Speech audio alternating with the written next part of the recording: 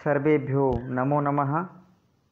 आपके अपने YouTube channel study sir जी में मैं आप सभी का स्वागत करता हूं। आज हम इस वीडियो के माध्यम से NCERT की कक्षा 8वीं की संस्कृत पुस्तक रुचिरा के चौथे पाठ सदैव पुरतो निधेहि चरणम के बारे में पढ़ेंगे। पाठ पढ़ने से पहले आप लोगों से अनुरोध है, यदि आप चैनल पर नए हैं अथवा अभी तक चैनल को सब्सक्राइब नहीं किया है तो कृपया चैनल को सब्सक्राइब करें, बेल आइकॉन भी दबाएं ताकि आने वाली वीडियो का नोटिफिकेशन आप तक पहुंचता रहे। तो आइए शुरू करते हैं आज की इस वीडियो को। चतुर्थः पाठः सदैव पुरतो निधेहि चरणम।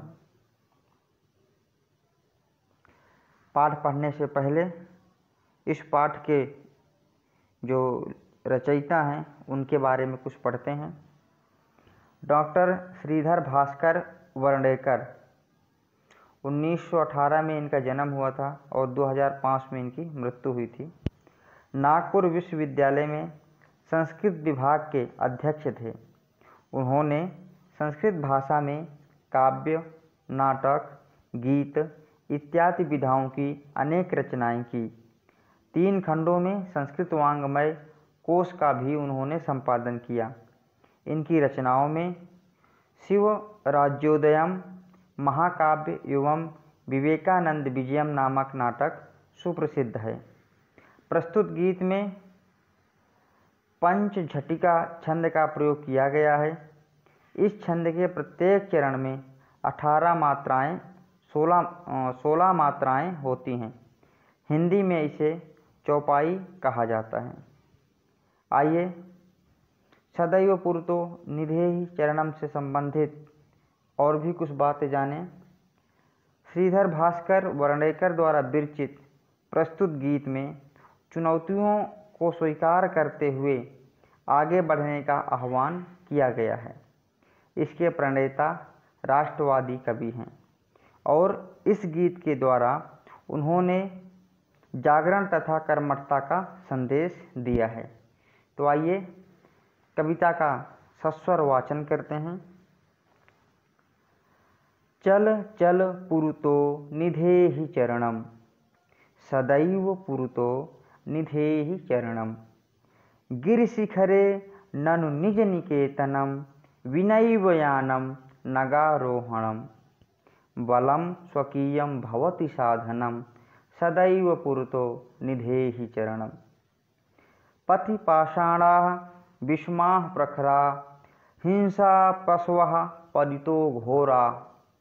सुदुष्करं खलु यद्यपि गमनम, सदैव पुरतो निधेहि चरणम। जहीहि भीतिं भज भज शक्तिं, विधेहि राष्ट्रे तथानुरक्तिं। कुरु कुरु सततं ध्येय स्मरणं, सदैव पुरतो निधेहि चरणम।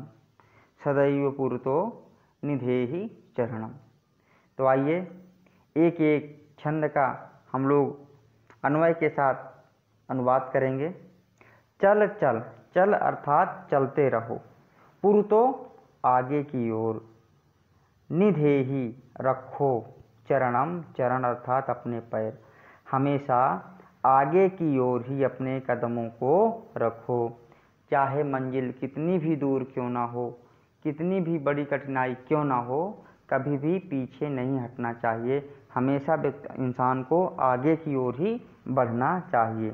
सदैव हमेशा ही, पुरतो आगे, निधेहि रखो, चरणम चरण अथवा पैर। प्रस्तुत पंक्तियों में श्रीधर भास्कर वर्णेकर कह रहे हैं अथवा हमें संदेश दे रहे हैं कि हमेशा हमें आगे की ओर ही बढ़ना चाहिए, कभी भी पीछे मुड़ कर के नहीं देखना चाहिए। चाहे कितनी भी बड़ी समस्या आ जाए, कितनी भी बड़ी मुसीबत आ जाए, मंजिल हमारी कितनी भी दूर क्यों ना हो, लेकिन हमें हमेशा आगे की ओर ही बढ़ना चाहिए। गिरि शिखरे ननु निज निकेतनम। गिरि शिखरे अर्थात गिरि अर्थात पर्वत, शिखर अर्थात चोटी, पर्वत की चोटी पर, ननु निश्चित ही। निज निकेतनम, निज मतलब अपना, निकेतन घर। अपना घर बेशक पर्वत की चोटी पर क्यों ना हो। बिनैवो यानम नगारोहणम, बिनैवो बिना किसी साधन के, यान अर्थात साधन, बिना किसी साधन से ही नग आरोहणम, नग अर्थात पर्वत को, आरोहण अर्थात चढ़ना है। कवि का कहना है कि मुसीबत चाहे कितनी भी बड़ी दूर क्यों ना हो, लक्ष्य हमारा कितनी भी दूर क्यों ना हो, लेकिन हमें बिना किसी सहायता से उसको पार करना है। बलम स्वकीयम भवति साधनम, स्वकीयम बलम अर्थात जो आपका बल है, भवति साधनम वही आपका एकमात्र साधन है अपने लक्ष्य तक पहुंचने के लिए। सदैव पुरतो, हमेशा ही आगे की ओर, निधेहि चरणम, चरणों को रखो। इस पंक्ति के माध्यम से कवि श्रीधर भास्कर वर्णेकर जी कह रहे हैं कि लक्ष्य चाहे कितनी ही दूरी पर क्यों ना हो, कितनी ही मुश्किल पर लक्ष्य क्यों ना हो, हमें हमेशा अपने बल के माध्यम से, अपने आत्मबल के द्वारा अपने लक्ष्य की प्राप्ति करना है, कभी भी पीछे मुड़ करके नहीं देखना है। आइए इसका हिंदी अनुवाद देखें। चलो चलो आगे कदम रखो, सदा ही आगे कदम रखो, निश्चय ही अपना घर पर्वत की चोटी पर है, अतः सवारी के बिना ही पर्वत पर चढ़ना है। अपना बल ही साधन होता है, इसलिए हमेशा आगे की ओर कदम रखो। आइए आगे की कुछ पंक्तियों को पढ़ें। पथि पाषाणा विषमा प्रखरा, पथि अर्थात रास्ते में, पाषाणा पत्थर, रास्ते में बहुत सारे पत्थर होंगे, और पत्थर कैसे होंगे, विषमाह अर्थात ऊबड़ खाबड़ होंगे, ऊंचे नीचे होंगे, प्रखराहा नुकीले होंगे। जो रास्ता है वो पर्वत का जो रास्ता है वो पत्थरों से युक्त होंगे, और वो पत्थर सामान्य नहीं होंगे बल्कि ऊबड़ खाबड़ और नुकीले होंगे। हिंसा पशवा परितो घोरा, परितो अर्थात चारों ओर, घोर पशवा हिंसा, घोरा अर्थात भयंकर, पशु, और पशु कैसे होंगे, हिंसक पशु होंगे, अर्थात जब आप अपनी मंजिल की ओर बढ़ रहे होंगे तो अनेक प्रकार की कठिनाइयाँ आपके सामने आएंगी। सुदुष्करम खलु यद्यपि गमनम, निश्चय ही गमनम जो जाना है वो बहुत ही सुदुष्कर अर्थात कठिन है, अपने रास्ते पर जाना बहुत ही कठिन है, फिर भी सदैव पुरतो निधेहि चरणम, हमेशा ही अपने कदमों को आगे की ओर रखो।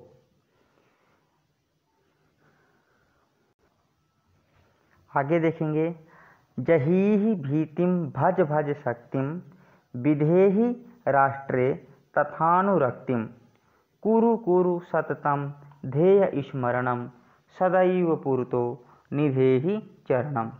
जही अर्थात छोड़ दो, भीतिम डर को, अगर आपको अपने लक्ष्य तक पहुंचना है तो डर को छोड़ दो, और करना क्या है, भज भज शक्तिम, या भज अर्थात जपो अथवा याद करो, किसको, अपनी शक्ति को, आपके अंदर जो ऊर्जा है, आपके अंदर जो आत्मबल है उसको स्मरण करो और डर को छोड़ दो। विधेहि अर्थात करो, राष्ट्रे राष्ट्र से अथवा देश से, तथानुरक्तिम प्रेम करो, अनुरक्ति करो, स्नेह करो, अपने देश से हमेशा प्रेम करो। कुरु कुरु सततम, कुरु अर्थात करते रहो, करो, सततम हमेशा, ध्येय स्मरणम अपने लक्ष्य को हमेशा ही याद करते रहो। सदैव पुरतो निधेहि चरणम, सदैव हमेशा ही, पुरतो आगे की ओर, निधेहि रखो चरणम कदमों को, अपने कदमों को हमेशा ही आगे की ओर रखते रहो। आइए इन पद्यों के हिंदी अनुवाद को देखते हैं। मार्ग में विचित्र ऊबड़ खाबड़ तथा नुकीले पत्थर हैं। चारों ओर भयंकर हिंसक पशु हैं। यद्यपि वहाँ जाना निश्चय ही बहुत कठिन है, लेकिन फिर भी सदा आगे की ओर कदम बढ़ाओ। डर का त्याग करो।